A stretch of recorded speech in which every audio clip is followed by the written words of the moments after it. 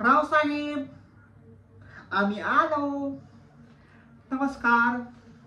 रावसाहेब, पाईक साहेबांनी आपल्याला सांगितलं नाही का की आमचं फार महत्वाचं काम आहे आपल्याकडे? हो, चिमणरावांचंही आपल्याकडे काही महत्वाचे काम असू शकते. रावसाहेब,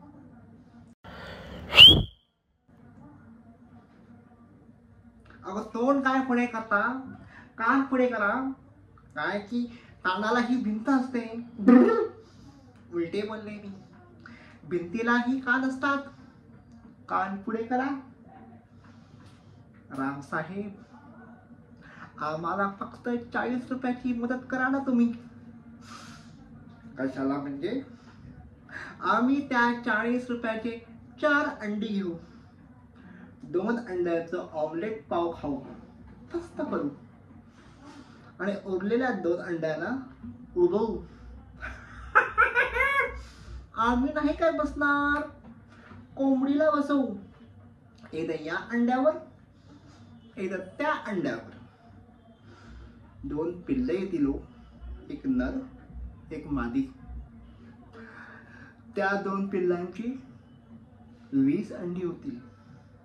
20 अंड्यांची 100, 100 अंड्यांची 500, 500ची 1000.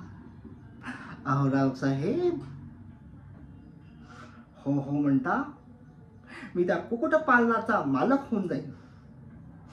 मी नावही सुचवले आहे, चिमणराव अँड सन कुक्कुटपालन. आपले नाव ही स्वाक्षर सोन्याच्या अक्षरांमध्ये लिहिणार आहे मी. रावसाहेब बावनरावकर यांच्या हस्ते. रावसाहेब, 40 रुपये देता ना? लगेच द्या.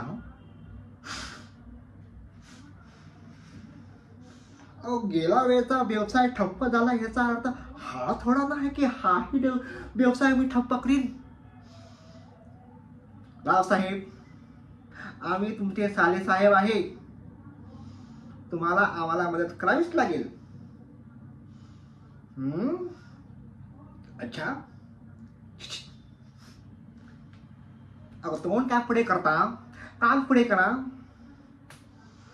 रावसाहेब, तुम्ही जी भानगड केली ना, ती ताई साहेब आहे ना,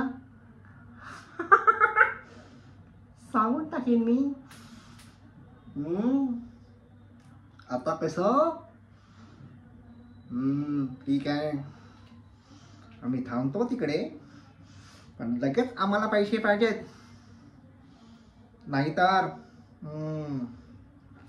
ठीक आहे, थांबतोय आम्ही तिकडे, लगेच बोलवा,